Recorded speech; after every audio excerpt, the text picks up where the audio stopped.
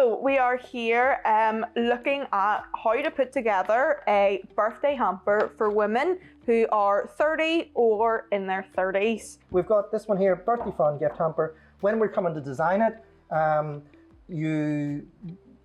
we have a plan as to how the top of it is going to look. So we've decided kind of what we want on top. We've gone for this kind of color scheme, and we've planned it out so we know what we can kind of bury underneath, which gives a real wow factor when you open it, but B, it also gives you that like experience of like the depth and exploring and discovering all the other things that are beneath it. There's a more sensory thing that you would expect. So that's what we're giving out here in terms of our ideas for hampers, for you to go around and create one yourself. So when you're going around, you're buying these things, have a color scheme in mind, but don't let it dominate. It doesn't matter really. Like we've got yellow, but look, we've got pinks, reds, blues here. And like we said, we bury that at the bottom. Not bury it, so let's start. Yeah, you can kind of disguise that a little bit more and have still that beautiful impact at the start.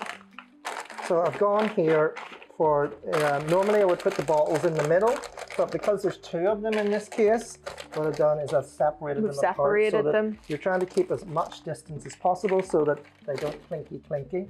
So you can replace the apple juice with whatever you think is their favorite drink or whatever. Maybe it's beers, I don't care. Maybe it's little bottles of wine, whatever you want.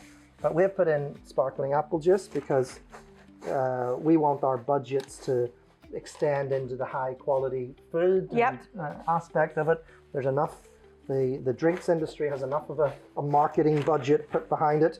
Let's go for something more fun, playful, different, okay? You can find little curiosity, little cuteness, little something that you think they're gonna like. What are their interests? It doesn't have to be an animal, just something fun, something a bit different that adds another element, a non-food element to what is a more traditional, kind of hamper. And particularly this as well, without them being alcohol in it or whatever, you're seeing that there's a real turn-off by people in their 20s and 30s from that alcohol being the obvious go-to drink or the obvious go-to gift, to send to somebody. It's not seen as the same sort of celebratory attachment. You're looking for something different. You're looking for new ways. You're looking for different ideas.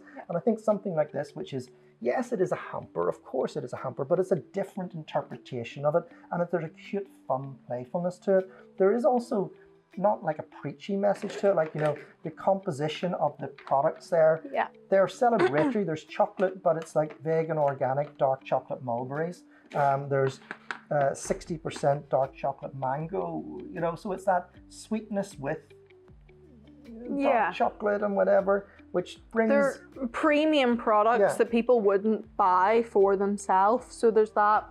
And there are things that if you are doing this on your like local high street that you probably won't find. We have that kind of luxury that we're able to get those. Yeah, I think that is the case. We have to buy, pallets of these types of products, and bring them in throughout the range and whatever, so that it sort of lifts the general standards of what you would expect to find in hampers. And I think that that's a powerful thing that you can do when it comes to putting together your own one. Is it doesn't always have to be just what that other person tells you they like. You can introduce something as different as dark chocolate mulberries, which are really, really nice, and you might not have bought for yourself. So it's not to dominate the your flavors, your preferences, but to sort of introduce something a little bit different. Unique, something that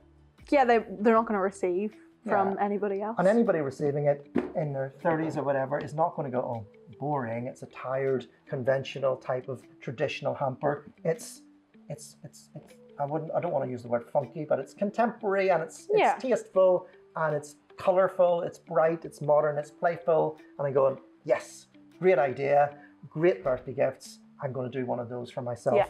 And if you do receive one, and you can then use the box itself to send on to someone else. So we're very keen on sustainability, we're very keen on that type of thing. We're very keen on nothing going to waste. So if you come about, if you do receive one of these, send one on with your own preferences as well. Okay, that's our birthday hampers for people that in their 30s, 30 all the way up to 39, or or for anywhere in younger between. as well. Yep. Okay, brilliant. Perfect.